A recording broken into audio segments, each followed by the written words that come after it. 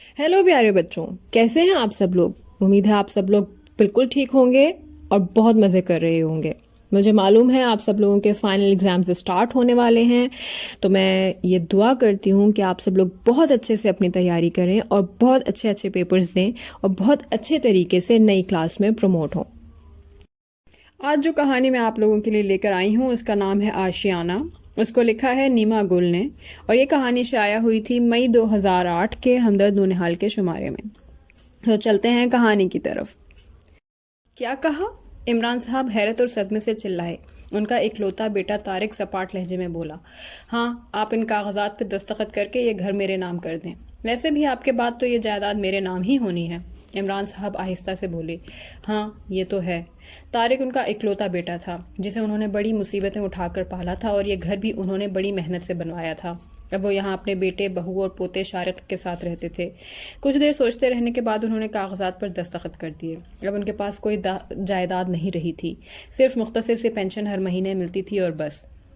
इमरान साहब कुछ दिनों से गौर कर रहे थे कि बेटा और बहू किसी अहम मसले पर हर वक्त गुफ्तगू करते रहते हैं। तारिक अब उनके पास बराए नाम ही बैठा करता था। अपनायत से बातें करना तो उसने छोड़ ही दिया था। वो समझते थे कि शायद तारिक की मसरूफियत बहुत बढ़ गई है, मगर वो ये भी समझने लगे थे कि अब किसी को उनकी ज़रूरत नहीं रही। कुछ दिनों बाद ही तारिक एक रोज़ उनसे बोला, अबू आप अपना बिस्तर बाहर बरामदे में लगा लिया करें। क्यों? इमरान साहब चौंक गए। तारिक बोला, घर में सामान ज़्यादा है और जगह कम हो गई है। वो दर्द भरे लहजे में बोले, मगर मेरे कमरे में तो तुम लोगों ने पहले ही फालतू सामान रखा हुआ है, मगर मैंने कभी एतराज़ नहीं किया। तारिक उनकी बहस से कुछ उकता कर फैसला कुन लहजे में बोला, हाँ मगर अब शारिक के लिए भी कमरा चाहिए। इस कमरे को रंग वगैरह करवा के रहने के काबिल बना देंगे। इमरान साहब ने चुपचाप अपना मुख्तसर सा सामान समेटा और बरामदे में पलंग लगा लिया। अपने कपड़े वगैरह एक संदूक में रखकर उसे पलंग के नीचे रखवा दिया। तारिक ने रंग करने वाले को बुलाया और उनके कमरे में रंग किया जाने लगा।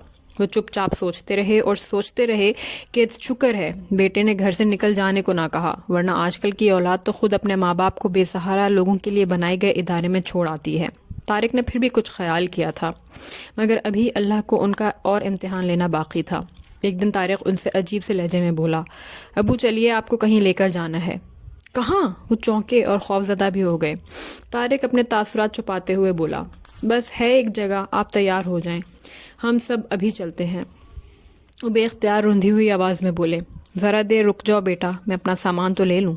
तारिक कुछ सोचते हुए बोला, सामान? हाँ सामान की तो ज़रूरत पड़ेगी।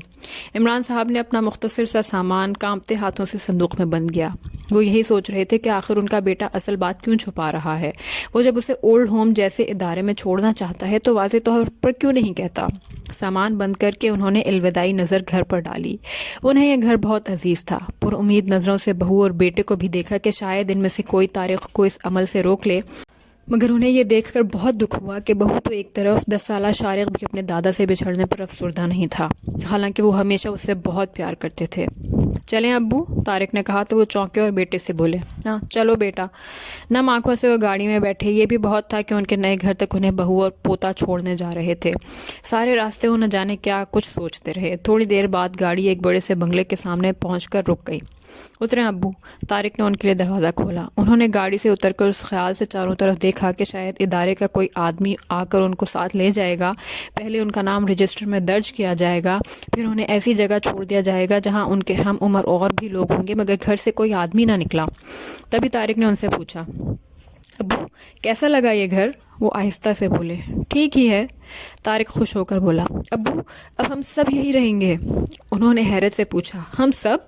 हाँ अब्बू, मैंने वो पुराना घर बेच दिया है, ये जानते हुए भी कि आपको वो बहुत अजीज़ था और आप उसे बेचना नहीं चाहते थे, मगर अब्बू अब वो बहुत पुराना हो गया था। आपसे ये बात इसलिए छुपाई थी कि शायद आप उसे बेचने ना देते, मगर ये घर भी मैंने आपके ही नाम से लिया है। देखिए ये हैं घर के कागजात। तारिक ने कागजात निकाल कर उन्हें दिखाए। इमरान साहब हैरत से पूछे, मगर वो रंग और रोगन और वो कमरा? वो इसलिए कि घर ख़रीदने वाले का मुतालबा था कि आपके कमरे को रंग वगैरह करवा कर उसे दिया जाए। सॉरी अब्बू, आपको कुछ दिन बरामदे में सोना पड़ा, मगर ये पूरा घर आपका है, आप अपने लिए कमरा पसंद कर लीजिए। इमरान साहब ने पहले तो हैरत से तारिक को देखा और फिर उसको गले लगा लिया। जी तो बच्चों, कैसी लगी आपको ये कहानी? मुझे तो बहुत पसंद आई اور میں امید کرتی ہوں کہ آپ لوگوں کو بھی بہت زیادہ پسند آ رہی ہوں گی یہ کہانیاں. اگر آپ کو یہ پسند آ رہی ہیں تو میری ویڈیو کو لائک کریں اور میرے چینل کو ضرور سبسکرائب کریں اور کامنٹس میں بھی ضرور بتائیں کہ آپ کو یہ کہانیاں کیسی لگ رہی ہیں. Thank you.